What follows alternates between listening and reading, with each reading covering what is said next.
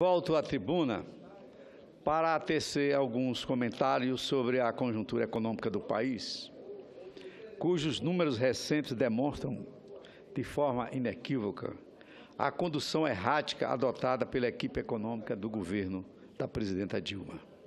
Trata-se de um aumento da maior gravidade, não apenas pelos reiterados índices negativos dos quais tomamos conhecimento, mas, sobretudo, pela percepção de que há uma incapacidade patente de se reverter o quadro atual. Observamos uma inépcia paralisante na formulação de medidas que efetivamente contribuem para a retomada do crescimento. Infelizmente, não se trata de uma visão pessimista, desvinculada do mundo real. O fato concreto é que a economia brasileira encontra-se à deriva.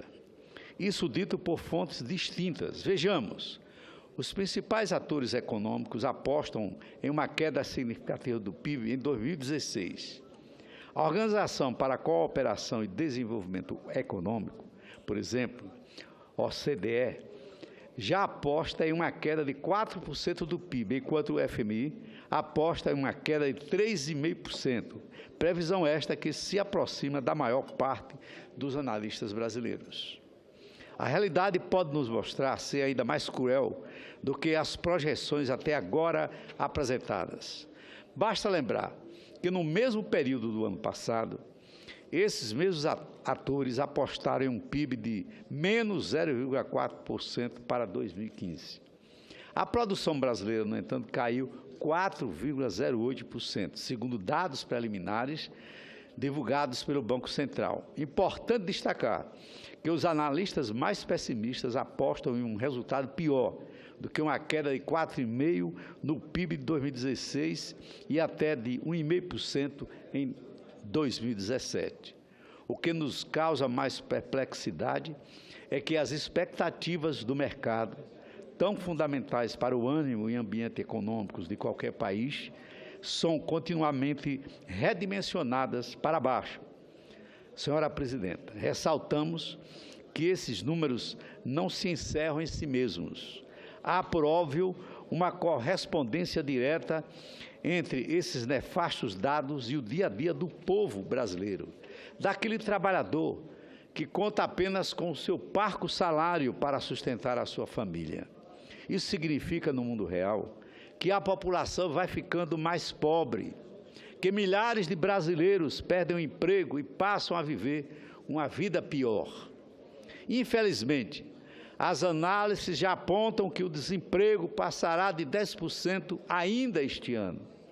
Segundo o PNAD, continua do trimestre encerrado em 2015, apurada pelo IBGE, já existem 9.126.000 pessoas sem ocupação no Brasil, um aumento de 41,5% em relação ao mesmo período de 2014. São 2.676.000 pessoas que ficaram desempregadas só no último período de um ano. Ademais, os que conseguiram manter-se no trabalho estão com renda 1,3% inferior ao que tinham no ano passado. Esse cenário desolador revela-se ainda mais preocupante, pois acontece no contexto de inflação alta, o que, como sabemos, contribui sobremaneira para corroer o poder de compra do trabalhador. A inflação oficial em 2015 foi de 10,67%, um número tristemente expressivo. Mas a sensação da população quando sai para fazer sua feira do mês é que os preços estão subindo ainda mais e rapidamente. Por isso, o seu poder de compra está em vertiginoso declínio. Aqui, de forma tangencial, podemos apontar alguns dos equívocos cometidos nos últimos anos. A raiz desses problemas, no meu entendimento, encontra-se numa política econômica que buscou beneficiar-se da alta internacional dos preços das commodities exportadas pelo Brasil, sem se importar com a saúde das contas públicas e com a inflação que hoje corrói o poder de compra do trabalhador. São equívocos que se desdobram em novos equívocos, que incluem o fato de o governo ter negado e não ter reconhecido a dimensão da crise durante o ano eleitoral, para evitar medidas impopulares necessárias, mas que ameaçariam a reeleição. Por essas razões, vimos as agências internacionais de risco, como a Standard & Poor's, rebaixarem a nota de crédito brasileira. Trata-se, volto a afirmar, de uma crise econômica da maior gravidade, a qual exige por parte do governo e de sua equipe econômica medidas efetivas que contribuam para a recuperação da credibilidade e retomada do crescimento econômico do país. Afinal, as consequências desses números pífios da nossa economia recaem, mais uma vez, sobre a massa trabalhadora do Brasil.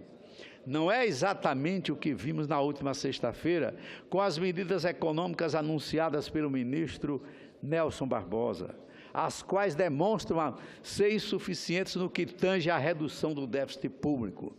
Há uma percepção generalizada de que tais iniciativas, ao contrário dos objetivos pretendidos, irão agravar ainda mais a situação fiscal, sem contar que lançará de forma perversa o ônus de um improvável ajuste sobre a população brasileira, tais como o impedimento do aumento de despesas de custeio, a trava na realização de concursos e criação de cargos públicos, o impedimento do aumento real dos salários de servidores e suspensão do reajuste do salário mínimo acima da inflação. Senhora Presidenta, ao encerrar esse meu discurso, várias são as alternativas apontadas pelo governo para sair dessa crise, para que o Brasil entre na retomada do desenvolvimento econômico, como aconteceu há anos atrás. No entretanto, as medidas anunciadas são insuficientes.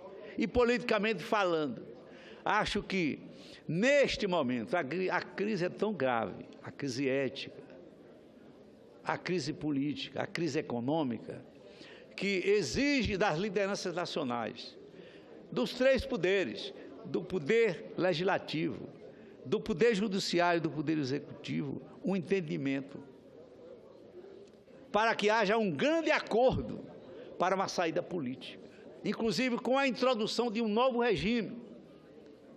Porque o que se fala atualmente, e que se volta a falar novamente, o impeachment contra a Presidenta da República. Acredito que esta solução lá na Câmara dos Deputados vai ser muito difícil de acontecer. Enquanto isso, nós que estamos estudando e trabalhando para a resolução definitiva e dessa crise que abarca todo o Brasil, temos que encontrar uma solução definitiva para que crises institucionais não venham a acontecer em nosso país. O nosso poder legislativo está muito fragilizado, o poder executivo muito fragilizado. Com a fragilidade desses dois poderes, senhor presidente, temos que pensar numa saída política que haja um grande acordo nacional, com a presença de todos os partidos, da oposição e do governo, com a introdução de um novo regime político, cujas propostas já estão, tanto na Câmara dos Deputados como no Senado, e que apesar disso que nós estamos vivendo, dessa recessão, dessa retração econômica e dessa crise política, ninguém se lembra de que é a política que resolve a crise econômica, a política que resolve o desemprego, a política que resolve os trabalhos contra a corrupção, porque sem a política não há.